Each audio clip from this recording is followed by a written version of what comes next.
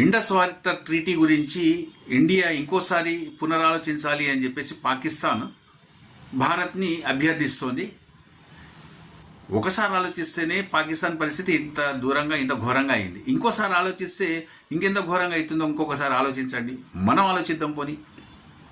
యాక్చువల్గా 1960లో అయిన అగ్రిమెంట్ ఏదైతే ఉందో నెహ్రూ గారి చేతి ద్వారా, అది చాలా ఉదారంగా వ్యవహరించింది పాకిస్తాన్ కోసం అని చెప్పేసి భారత్ అని చెప్పి ఇప్పుడు దాన్ని ప్రస్తుతం ఉన్న గవర్నమెంట్ ఇప్పుడున్న పరిస్థితులు దాని గురించి ఆలోచించడం జరిగింది. అంత ఉదారంగా వాళ్ళకి గురించి మనం వ్యవహరించాల్సిన అవసరం లేదు. అట్ ద సేమ్ టైము మనం అంత ఉదారంగా వ్యవహరించినా దాన్ని వాళ్ళు నిలుపుకోలేకపోయారు, దాన్ని వాళ్ళు సర్వనాశనం చేసుకున్నారు. అందువల్ల అది కుదరదు.